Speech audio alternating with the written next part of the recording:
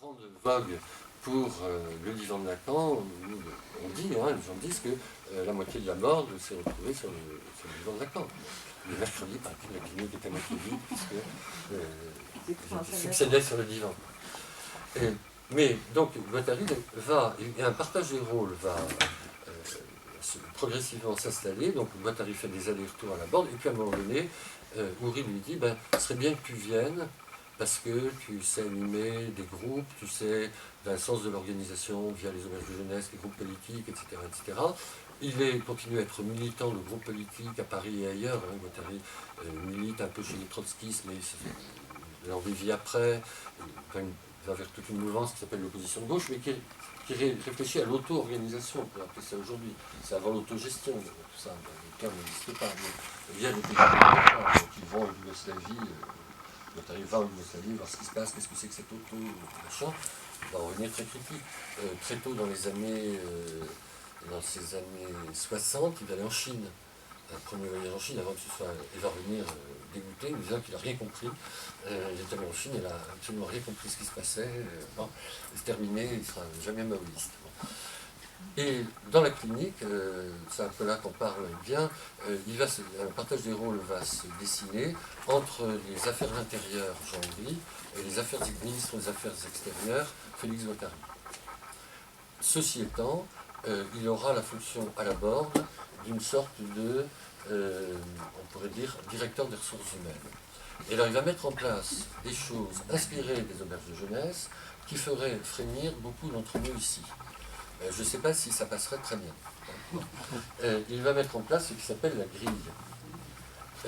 Grille, c'est-à-dire que le travail s'organise, on sait bien, l'hôpital, il y a les gens qui font la nuit, quelquefois des gens qui font la nuit et le jour, on travaille à 12 heures, après 12 heures on s'en va, et puis il y a les psychologues qui font leur prestation, il y a les infirmiers qui font notre rôle, etc. À la borde, c'est pas ça, il va y avoir les médecins, catégorie à part quand même, et les moniteurs. Moniteurs qui peuvent être philosophes, anciens paysans de la région, qui peuvent être psychologues, qui peuvent être cinéastes, intéressés, et les gens qui vont être recrutés. Je pense que quelqu'un comme Claude Vivien, qui connaît peut-être, Claude Vivien, il a travaillé dans les années 50 à la borde pendant ses études de philosophie. Les gens venaient, puis ils pouvaient être. Et alors, le fonctionnement interne de la clinique ne va pas reposer sur des cuisiniers font la cuisine, des femmes de ménage font le ménage, des gens tiennent le standard et le secrétariat, mais c'est bien sur une répartition des tâches où tout le monde, la pharmacie par réservée aux soignants patentés, mais tout le monde devra passer sur chacun de ces postes. C'est-à-dire que même si on est psychologue, on fait la cuisine, et puis à un autre moment, on fait le ménage et on tient la pharmacie, un certain nombre de ces tâches étant ouvertes aux patients eux-mêmes. On le voit dans le film La moindre des choses de Nicolas Philibert. À un moment donné, on voit un monsieur qui répond en anglais, c'est absolument génial. Il répond, ce monsieur c'est un patient, il est au standard. Il connaît l'anglais, et donc il se démerde. Donc tout ça dans l'idée qu'on ne peut pas être. Ça c'est très en conformité avec ce que disait Tosquelles. Tosquelles disait qu'il fallait en finir avec le patient passif. Être patient, c'est patienter, tout le temps patienter, et quand est-ce qu'on se remet en activité? Il y a un jour se remettre à quelque chose. Donc qu'est-ce qui peut mobiliser le désir? Et puis, en ce qui concerne les soignants, ça c'est la même analyse que Jean-Louis, c'est quand on s'installe dans un rôle, on finit par être piégé et prisonnier de son rôle. On est psychologue et on se prend pour un psychologue. On est médecin-chef et on se prend pour un médecin-chef. On est praticien à temps partiel, l'instant où je vais partir en retraite et on se prend pour ça. Bon, voilà. Donc, il n'est pas question de s'en tenir à ces rôles qui sont figés. Donc, on change, on est un peu cuisinier, on est un peu... Alors, évidemment, si c'est décidé par une personne, si la répartition du boulot repose sur une personne, cette personne détient dans les mains un arbitraire absolument terrible. On voit ce que ça donnerait avec un DRH. Un tel nous emmerde au jardin.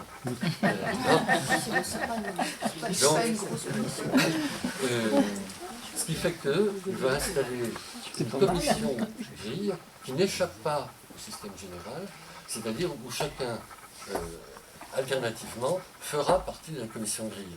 Donc chacun étant grilleur et grillé, sait qu'il n'a pas intérêt à déconner, parce que quand il y a dans son tour, bon, voilà.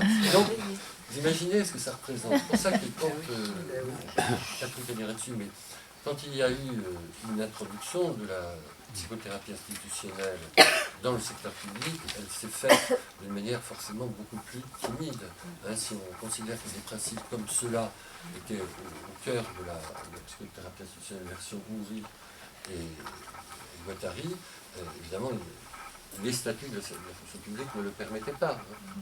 Déjà que les gens sont virés, mais imagine, Myriam, qui te prenne l'idée comme ça, dira j'ai rencontré un mathématicien génial, qui a plein d'idées, qui a un contact formidable avec les patients, allez hop, on le recrute.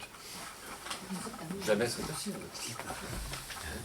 Bon, donc, alors, Guattari a ce rôle, et puis par ailleurs, bon, il va au séminaire de Lacan, comme on dit, ils discutent tous les deux du séminaire de Lacan, et pendant très longtemps, donc, Félix est passionné par ça. Puis, il va voir à un moment donné quelque chose qui le heurte. Mais, ce que je voudrais dire aussi, c'est que de cette organisation, du travail à la Borde, et de l'organisation des groupes, il va tirer une réflexion sur ce qu'il appellera les groupes sujets et les groupes assujettis. Alors, ce qui est assez marrant, c'est de voir l'éclectisme de ces gens qui peuvent faire référence à Lacan d'un côté, mais à l'époque, des notions comme celle-là viennent plutôt de Jean-Paul Sartre et de la critique de la raison dialectique, où Sartre analyse comment on passe de la collection d'individus ou la mise en série d'individus dans une file d'attente du cinéma à une foule qui, à un moment donné, parce qu'il y a une atmosphère insurrectionnelle, se rassemble. Dans la foule, quels sont les mouvements qui la traversent? Est-ce qu'il y a des meneurs? Est-ce qu'ils sont durables, pas durables? Comment un groupe après s'organise? Est-ce que ça devient un groupe politique structuré, pas structuré? Bon, réflexion, allez-y, et Guattari va opposer deux types de groupes, qu'il s'agisse des groupes de soignants-soignés, des groupes de soignés, des groupes de soignants, etc. Il va dire qu'il y a des groupes assujettis. Les groupes assujettis, c'est les groupes qui n'arrivent pas à se déterminer autrement que parce que l'extérieur leur dicte. Voilà qui sera présent dans le groupe, voilà quand vous vous réunirez, voilà quelle est la hiérarchie de parole, implicite ou explicite. Hein. Tout le monde peut parler, mais la personne qui emporte le morceau, c'est un tel. Hein. Et puis c'est comme ça, puis ça ne bouge pas. Bon. Soit, Guattari parle de groupe sujet, et dit un groupe sujet, c'est un groupe qui se prend en main. Et un groupe qui se prend en main, c'est un groupe dont les frontières doivent quand même être poreuses. C'est un groupe qui sait intégrer de l'hétérogénéité venant de l'extérieur. C'est-à-dire, à tel moment on a besoin d'avoir l'avis de machin, ben on fait bien machin. Quelle que soit la personne. Et par ailleurs, c'est un groupe où la parole sera répartie, sera d'un même poids pour chacun des intervenants. C'est un groupe qui est capable aussi de définir ses finalités. On est réunis, est-ce qu'on est réunis comme ça, parce qu'il faut que ça existe, la grand-messe du vendredi soir, ou la grand-messe du vendredi matin, quoi, la messe institutionnelle, bon, ou est-ce que cette réunion tourne à vide? Et dans ce cas-là, il faut se dire, mais pourquoi elle tourne à vide? Soit on peut modifier, et on voit comment la modifier de l'intérieur, soit baroque. Et Guattari était assez radical de ça. Si ça ne fonctionne plus, on supprime et on fait autre chose. On essaie de trouver autre chose. Il avait deux, et ça en commun, totalement en commun avec Jean Gris, ils avaient deux situations qui leur posaient problème. C'est quand ça marchait tout seul et quand ça marchait pas, quand c'était chaotique. Et pour aller plus loin dans sa réflexion sur les groupes sujets, il va introduire cette fameuse notion de transversalité. Et il va dire que pour qu'un groupe fonctionne, il faut qu'il ait toujours un certain coefficient de transversalité. Alors, le mot transversalité, maintenant, on l'entend à toutes les sauces. Quand même. Chirac a parlé de transversalité. Il fallait que le gouvernement, je ne sais pas quoi, soit transversal, les chefs d'entreprise, ils sont pour la transversalité, etc. Qu'est-ce qu'ils voient en général comme transversalité? C'est en général l'équivalent de interdisciplinarité ou multidisciplinarité. C'est-à-dire, on forme un groupe dans lequel il y a un économiste, chargé d'économie, un historien chargé d'historiser, un psychanalyste chargé de dire quelle est l'inconscient de je ne sais pas qui, bon, voilà, puis on met, tac, tac, tac, les uns à côté des autres, et on fait un groupe transversal. Alors, ça, le Guattari, c'est absolument pas un groupe transversal. Là encore, il n'y a pas pire que ce type de conjonction. Ce qu'il faut comprendre, ce qu'il faut savoir, si on réunit des gens différents, c'est de voir en quoi la confrontation à la parole de l'autre modifie celui qui participe à la réunion.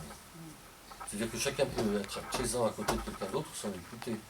Hein, on peut venir faire son baratin sur l'économie, un baratin très brillant, si ça ne modifie pas, si celui qui sort de la réunion n'a pas quelque chose qu'il a repris, la transversalité, c'est ça, ça passe de l'un à l'autre, à l'intérieur du groupe, et par ailleurs, qu'est-ce qui du groupe passera à l'extérieur.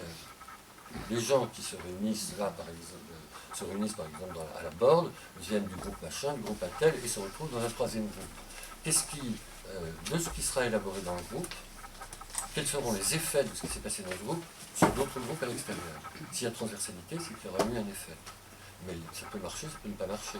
C'est pour ça qu'il ne parle pas de transversalité, de façon d'installer la transversalité d'une manière dans l'organigramme. Il parle de coefficient de transversalité. C'est-à-dire qu'à un certain moment, il y a des groupes qui ont un coefficient important de transversalité. C'est-à-dire que les discussions sont tellement riches que chacun repart chez soi avec envie d'écrire, de communiquer ça aux autres, ou bien, au contraire, d'autres fois, on repart ici.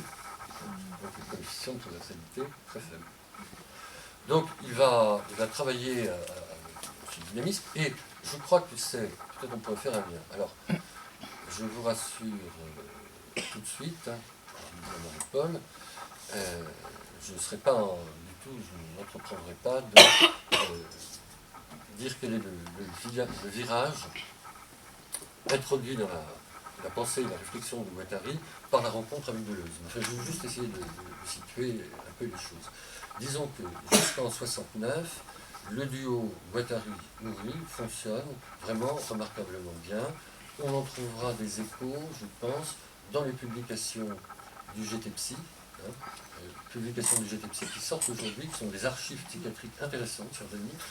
C'est le groupe des tenants de la psychothérapie institutionnelle, Houry, Toscaïès, Gentis, Chéniaud, Nicole Guillet, Ginette Michaud, Rappard, Quéclin, etc. Tous ces gens décident dans les années 60 de se réunir 2 fois par an. 2 à 3 fois par an. Ils se réunissent tout un week-end avec comme règle, disent-ils, de ne pas s'en laisser passer une. C'est un groupe fermé. Ils ont choisi ceux qui en seraient membres et ils ont, pour des raisons assez compliquées mais compréhensibles, exclu Bonafé, qui aurait dû être présent. Mais Bonafé, le PC, voilà. Et ils se méfient de Bonafé. Il y a un moment où Houry peut dire de Bonafé, il est trop séducteur. Bon, Bonafé va être à côté. Mais ces sessions, elles ont été enregistrées. Pendant très longtemps, elles sont restées dans les archives. Et Olivier April, enfin non, pas très jeune, quelqu'un qui est journaliste et psychanalyste, très lié à Jean-Houry, a eu la très bonne idée de travailler dessus, a écrit un livre qui s'appelle Une avant-garde psychiatrique, où il rend compte de ce travail, du GTPSY, et elle a fait en sorte que soient publiés les actes mêmes du GTPSY. Donc on peut voir la position des uns et des autres. C'est un document historique d'archives, mais tout à fait passionnant. Et là, on voit que Guattari n'est pas au tout début, parce qu'il n'est ni médecin, ni psychologue, il est psychanalyste. Hein. Et d'ailleurs, on voit, quand on voit les présentations de Guattari dans la presse, tantôt on le voit philosophe, tantôt on le voit psychiatre, tantôt on le voit psychanalyste. Psychanalyste, oui, mais philosophe, non. Non, enfin, il n'y a pas de diplôme, mais psychiatre, non. Une fois, j'ai vu pharmacien. Oui, parce qu'ils avaient prolongé le fait qu'il avait fait des études de pharmacie.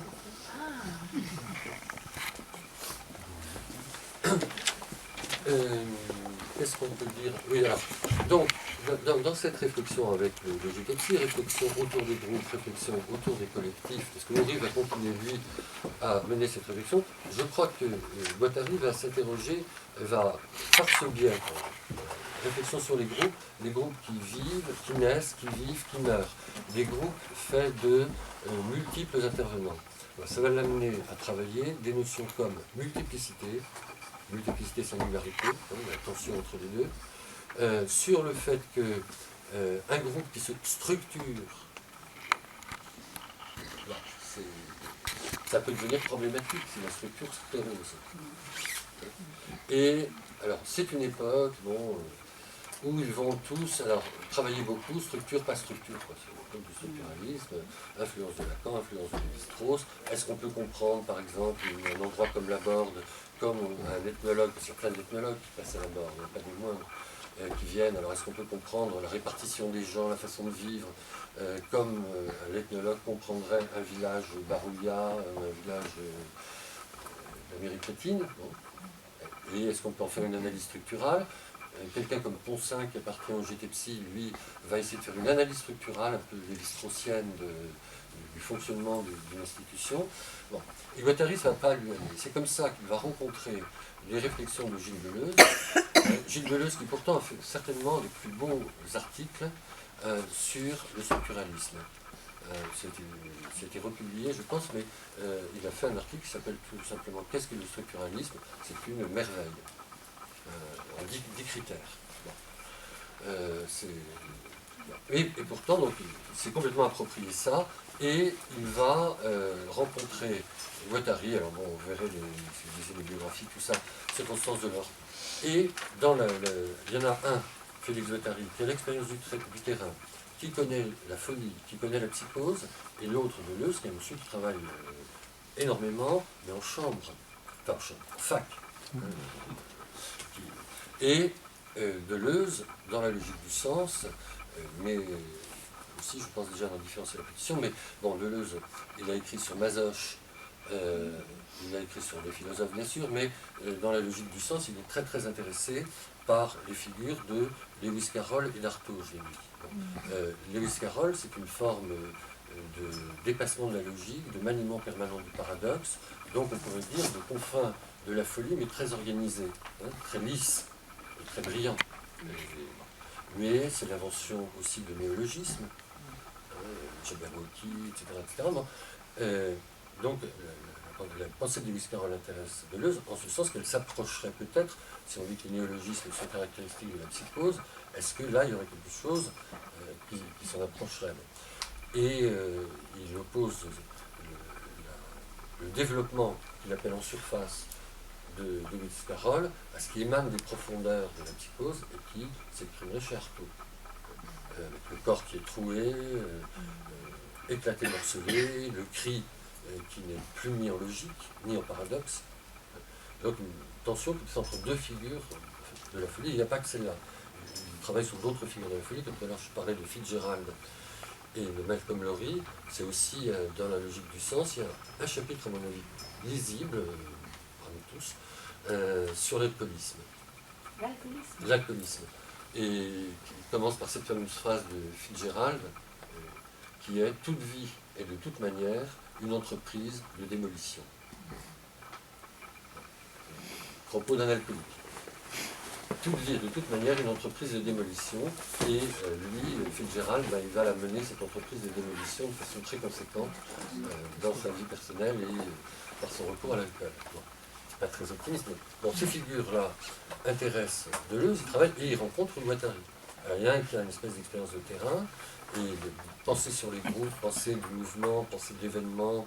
Deleuze, c'est un philosophe de l'événement. Bon, penser de l'événement, penser de l'invention et de la création, et Deleuze sur les mêmes terres. Quoi. Et ils vont commencer à se travailler en commun, alors je ne résumerai pas, mais bon, et un travail en commun qui va être très particulier, qui est qu'ils vont correspondre. Ils vont se voir, avoir des réunions de travail, partir chacun de leur côté, et écrire et s'envoyer une correspondance. Un de nos collègues qui s'appelle Nadeau a publié un livre sur la correspondance de Guattari avec Deleuze. On voit comment petit à petit s'échafaude ce livre. Et donc ça va donner ce gros livre d'anti-Édipe. Alors, gros livre qui va être, disons, pour aller vite, mais qui va porter. Et Guattari avait déjà commencé, ils vont substituer au concept de structure la notion de machine. Parce qu'ils vont dire, bon, machine qui va faire, dans leur conceptualisation, le lien entre une pensée freudienne de la pulsion, énergie, libido, source, poussée, objet, mais objet, est-ce que c'est toujours le même? Et eux vont dire non, on dirait fondamentalement, la vie est portée par cette libido vivendi, je ne sais pas comment on l'a appelé, quoi, pensée du vivant, et qui va à chaque fois se combiner dans des montages, dans des assemblages qui sont des assemblages précaires. C'est-à-dire que quand on parle de structure, en général, on ne tient pas, on ne prend pas en compte ce qui la menace en permanence. Et c'est que même si nous serions structurés, nous mourrons tous un jour, différemment, mais donc on a toujours à faire avec le processus d'érosion qui fait que même si on se voit en structure, ben non. Et puis, nous sommes tous connectés à un certain nombre d'appareillages, dont certains sont matériels, dont certains sont cognitifs, dont certains sont affectifs, et avec lesquels on vit. Alors, je pense que c'est un truc assez rigolo, c'est-à-dire qu'on voit un Guattari et un Deleuze, on les voit plutôt technophiles, c'est-à-dire prendre en compte tout l'agencement technique qui fait partie de notre environnement. Mais, je crois que si on revient au fond, je vais vraiment beaucoup trop vite, pour travailler beaucoup plus que je ne le fais là. Mais on peut dire que quand ils sont revenus sur une pensée critique de Lévi-Strauss, sur l'analyse structurale de l'organisation des villages indiens, africains, tout ce qu'on voudra, ils ont dit oui d'accord, mais on les a figés dans le temps, alors qu'ils ont une histoire. On a tendance à parler de société sans histoire.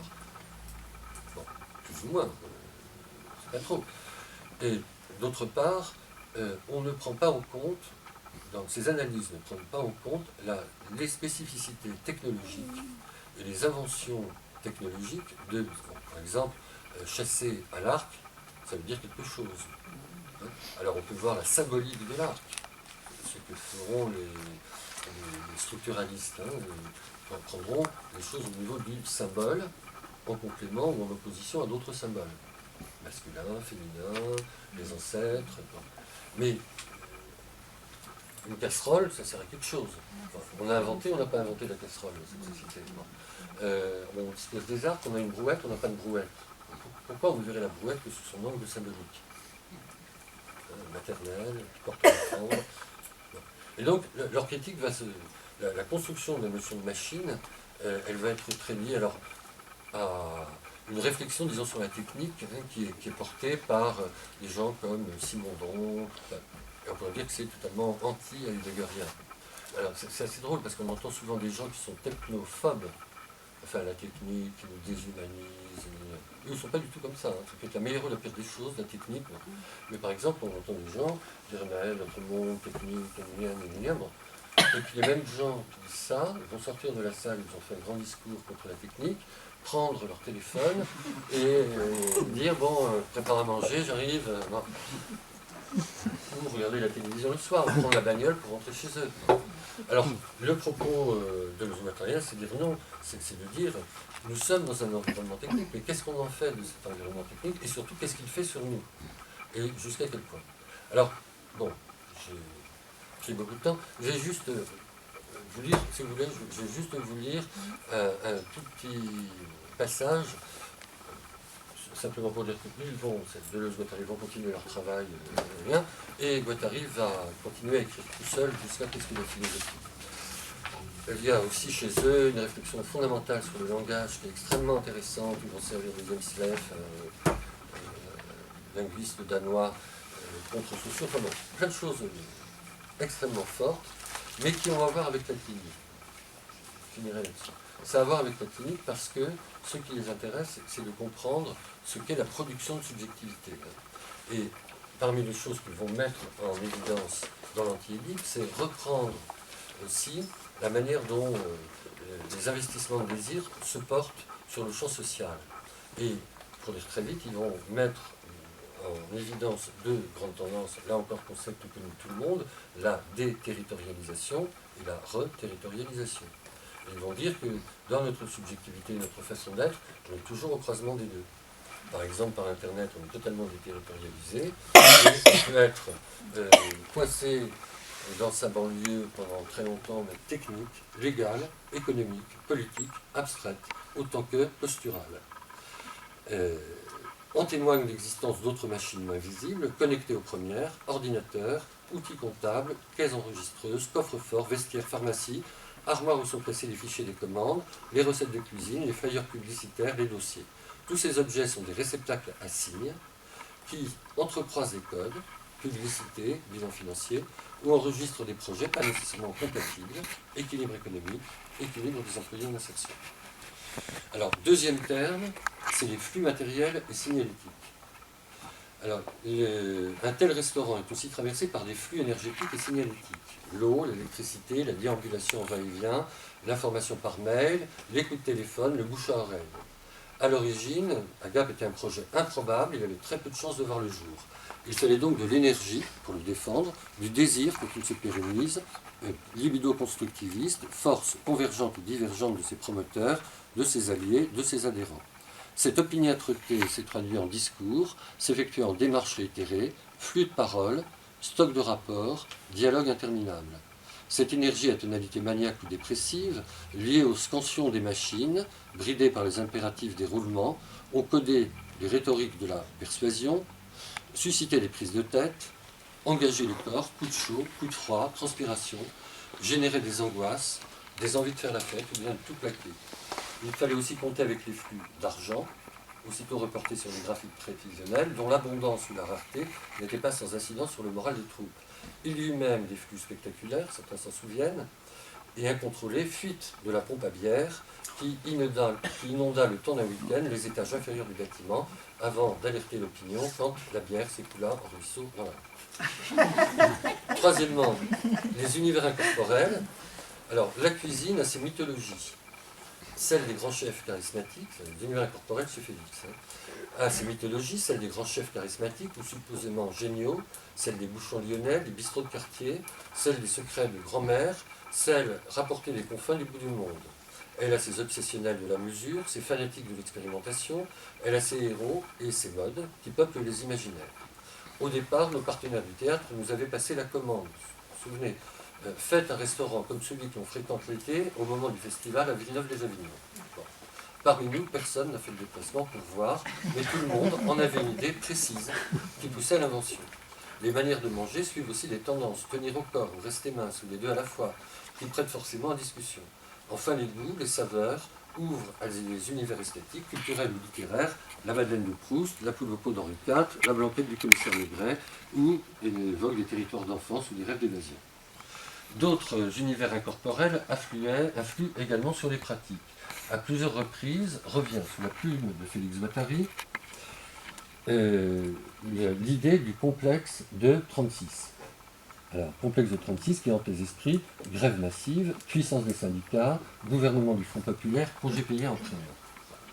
Ce qui veut dire qu'on ne travaille pas, je pense, sans être habité presque préconsciemment par des pans d'histoire sociale, avec allusion aux des classes et aux avatars de la production.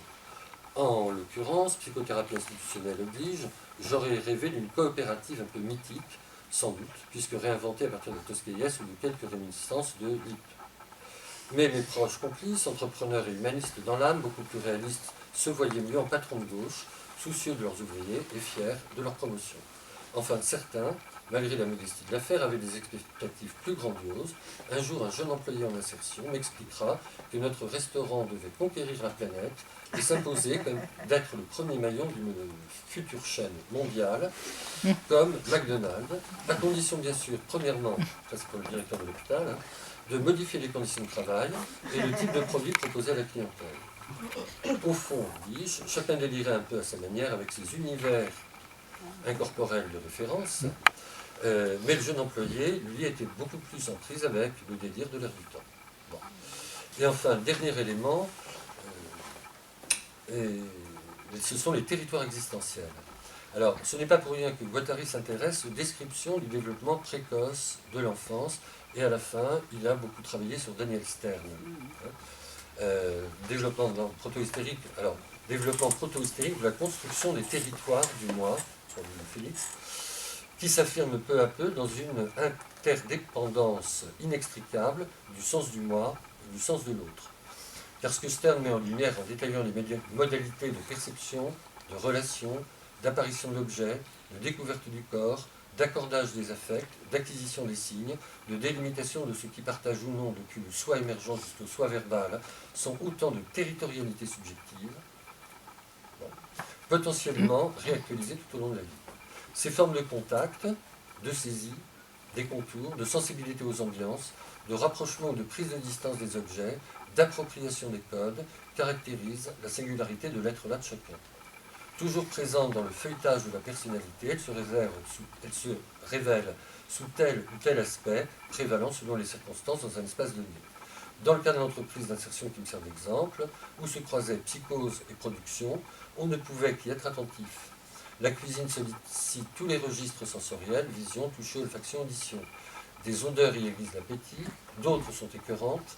La manipulation des matières découpées, hachées, malaxées fait surgir de vieilles réminiscences de contacts jouissifs ou répugnants. Les sympathies au premier regard, les connaissances intuitives, les compréhensions à demi-mot, une part de proxémique, les mimétismes où les actions sont en synergie, les incompatibilités d'humeur ont sans doute également, et sans doute également ce qui se boucle en ritournelle, relève de ce registre des territoires existentiels. On l'évoque souvent par métaphore quand on dit par exemple de quelqu'un qui est boulimique à la tâche ou anorexique de mots. L'ambiance d'un collectif dépend de toutes ces interactions auxquelles les schémas officiels de l'organisation du travail ne prêtent généralement pas beaucoup d'attention. Bon, ça m'est venu très tard, c'est en essayant de relire Chaosmose que s'est fait le plaquage. Alors il s'est fait parce que curieusement, parlant de la Borde, Jean Houry et Guattari donnent souvent comme exemple de lieu de carrefour et de lieu où il y a beaucoup d'hétérogénéité, la cuisine. Et donc, bon, comment ?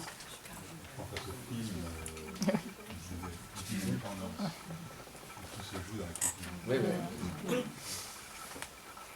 Voilà. Là, Guattari est venu à Corbeil, alors il connaissait Agap. Alors, Guattari n'est pas venu à Corbeil. Quand en 92, il est mort. Alors, il est mort en fin de 92, une semaine après Tony Lenné. Et il est enterré au Père-Lachaise, dans une tombe qui est séparée par une malheureuse personne de celle de Tony Lenné. Alors, les gens disaient, étant donné que c'était deux parleurs invétérés, on plaint le malheureux qui est au milieu.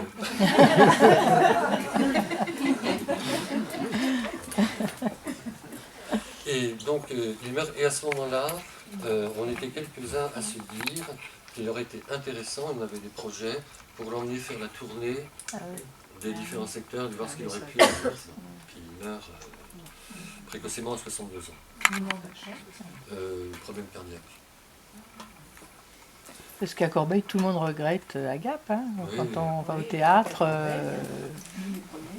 Ah oui, c'est quand même incroyable. Hein. Et puis justement, alors, autre chose, je ne sais pas, il faudrait que je demande à des gens qui sont encore vivants, si Guattari s'est déplacé à Corbeil au moment de l'enquête du CERFI sur l'implantation du secteur à Corbeil. On trouve trace dans la première version de l'histoire de la psychiatrie de secteur qui a été réalisée par le groupe de recherche dont il était lui le directeur.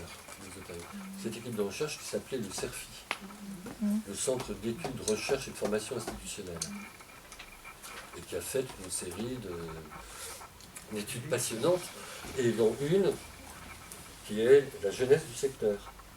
Et à ce moment-là, l'équipe du CERFI vient à un projet peut-être d'installation de secteur du côté de Marne-la-Vallée, mais vient voir Évrier-Ville-Nouvelle. Et donc il y a un croisement des propos. Alors est-ce que Guattari là, est interviewé à partir de ce qui se dit. Est-ce qu'il voit Bonafé, discute avec Bonafé à Paris ou ailleurs? Tout ça, je ne sais pas. Mais son équipe dit, parce qu'il vient en 72 par là, et son équipe dit Bonafé nous raconte des trucs, mais alors quand on voit ce qu'il fait, ben, là on est encore plus scotché. On travaille avec Deleuze. C'est-à-dire que la prise de distance, c'est bien que Nourri est resté à la fois déçu par Lacan, mais très proche de Lacan, puisqu'on a mis avec Lacan jusqu'à la fin. Et il est resté à l'école freudienne jusqu'au... Il est resté à l'école freudienne, Guattari aussi. Guattari, je parle de Guattari. Oui, mais Houry. Et Houry, bien sûr. Ben non, Guattari, lui, il s'amusait à rester à payer sa cotise à l'école freudienne, en disant s'ils veulent plus de moi, ils vont me virer. Et donc là, c'est autour de ça, c'est-à-dire quand même la prise de distance avec Lacan, la contestation de la notion de structure. C'est-à-dire que bon, Jean Houry, lui, est resté tout à fait passionnant, quoi, mais il est resté accroché à une position psychiatrique de psychiatre introuvable. Parce que, c'est-à-dire qu'il est la quintessence du psychiatre, Jean Houry, et en même temps, tous les psychiatres sont des cons. Enfin, bon, sauf lui, quoi. Mais il travaille énormément la phénoménologie, c'est-à-dire que c'est un peu très compliqué pour discuter. Qu'est-ce que c'est que la psychose endogène? Le mot endogène qui vient de la phénoménologie, c'est pas organique. C'est un peu comme si c'était une espèce de rencontre du subjectif et bon. Donc il reste attaché à ça, tout son travail sur Bislanger, etc. Bon, et à Lacan. Et il émane sa conception du collectif, à Jean Houry, elle est en permanence chevillée par des concepts de Lacan. Quand on lit le collectif, à un certain moment, il articule avec les 4 discours de Lacan, donc il articule les types de discours, puis les façons, les fonctions qui se révèlent dans un collectif. Il révèle plein de fonctions dans un collectif. Et donc il est attaché à ça. Et l'écart de Félix ne lui plaît pas du tout. Le fait, donc, cette critique de la structure, ça ne lui plaît pas du tout. Pourtant, ils vont travailler, puis à la fin de leur vie, tout le monde le dit, ils étaient en train de renouer un peu. Et parce que Houry s'était intéressé à l'au-delà de la linguistique saussurienne, disons, et travaillait sur d'autres formes de linguistique, et sentait qu'il y avait un rapprochement possible avec Félix Guattari. Mais principalement c'est ça. D'autre part, Jean Houry, il faut bien le reconnaître quand même, très brillant, très intelligent, très sectaire. C'est-à-dire traiter l'équipe de Bassaliade nazie. Bon, Pas léger. toi qui as rencontré Luciano Carino, bon, c'est pas vraiment un nazi. Et donc, des propos comme ça. Or, Félix Guattari va toujours rester en contact avec eux, va toujours aller voir les Italiens parce qu'il trouve qu'il y a des choses intéressantes dans ce qu'ils font, et va toujours leur rentrer dedans. Il va absolument pas avec Roté Libre. Il y a un beau petit livre aussi où il rend compte de son voyage à la Borde de Guattari, l'Héros, ça s'appelle de l'Héros à la Borde, où il rappelle son arrivée à la Borde à côté, puis sa visite à l'Héros. Bon, mais jusqu'au bout, il est en contact avec les Italiens, ce qui n'empêche pas qu'il les engueule. Il est critique sur la psychothérapie institutionnelle. Il dit, bon, c'est très bien, on est allé le plus loin possible qu'on pouvait dans ce type de lieu de soins, mais il faudrait peut-être passer à l'extérieur.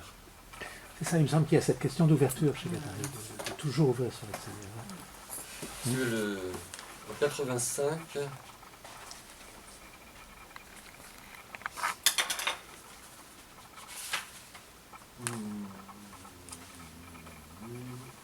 Quatre vérités de la psychiatrie, 231.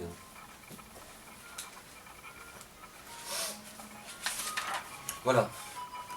Son programme, c'était une conférence à Rome en 85.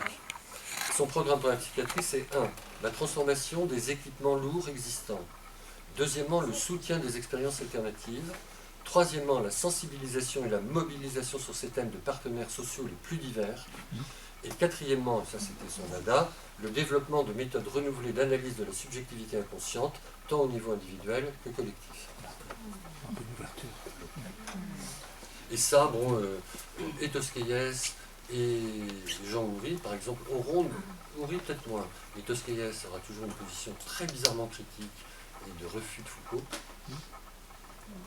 Très très très bizarre, hein, mais bon. Alors c'est pas le cas, par exemple, de Guattari, quoi. Au CERFI, il va faire venir Michel Foucault, Deleuze étant pas du tout la même attitude. Alors, là aussi, bon, j'en parlais ce matin un peu rapidement, mais Guattari, c'est quelqu'un qui, dans les années 80, va être discrédité. Des gens vont dire, c'est Deleuze qui a écrit les livres, Guattari, bon voilà, l'aborde pendant un moment, je crois, on m'a dit qu'il était difficile de prononcer le mot de Guattari sans se faire recevoir des tomates à la figure, quoi.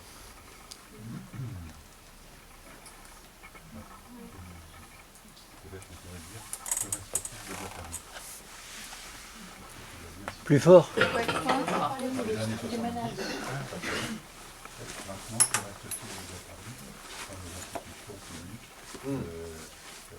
alors est-ce que ça nécessite des données privées, comme la loi, donc Guattari est encore à la bonne d'une certaine façon, ou pas? Vous voyez, je trouve ça intéressant de... Alors, je m'excuse de prendre la parole, mais dans les institutions publiques, je ne sais pas, mais quand même, la critique qui a été faite dans l'Anti-Oedipe, hein, par Deleuze et Guattari, donc, est une critique qui, je dirais, est aujourd'hui largement validée par la psychanalyse. C'est-à-dire la critique à l'époque d'une psychanalyse qui était devenue complètement oedipienne et qui ne prenait pas en compte un tas d'autres éléments, enfin, qui ne prenait pas en compte et le préoedipien souvent, et le métalangage, et l'importance du champ social aussi par rapport à la subjectivité de l'individu, était une critique radicale pour laquelle ils ont été énormément critiqués par les psychanalystes à l'époque, alors qu'aujourd'hui, il me semble que c'est largement rentré dans les mœurs. Enfin,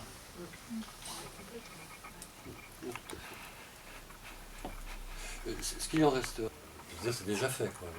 Il a déjà écrit ce qui se passe maintenant. C'est quand même, dit, c'est visionnaire. Quand il reparle des reterritorialisations sur la religion, dès les années 80, avec le risque de reterritorialisation archaïque sur les religions, bon, il annonce des trucs. Donc on voit, je pense, que la pensée, et relire Plateau, c'est pas lire et relire Plateau, c'est vraiment très riche, quoi, conceptuellement.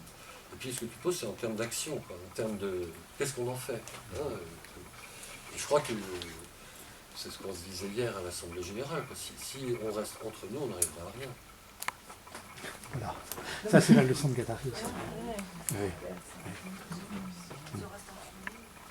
Hein, je pense. Mais entre nous, c'est pas rien à faire. Hein. Ah ben non, bien sûr. Merci Eric. Non, c'est pas rien faire, mais il faut aller vers l'extérieur. On est d'accord. Par rapport à tout ce que tu as dit, moi je pose la question, est-ce qu'on est capable de défendre nos acquis, ou est-ce qu'on n'est pas capable de les défendre? C'est ça aussi. La question comme je me pose. Par rapport à la sémiologie classique, par exemple, Guattari ne réfute pas la description, je vois dans Mille Plateaux, entre délire passionnel. D'ailleurs, très peu de gens, parmi ceux que j'ai cités, qui faisaient le réseau, ne pouvaient se dire, ils ne se reconnaissaient comme psychiatre. Alors lui, il a souvent été associé à ça, les catholiques, l'antipsychiatrie, comme on a, bon, mais pas du tout.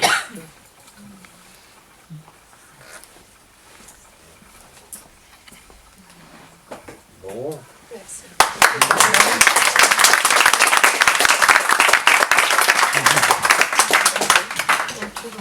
Oui, ça a été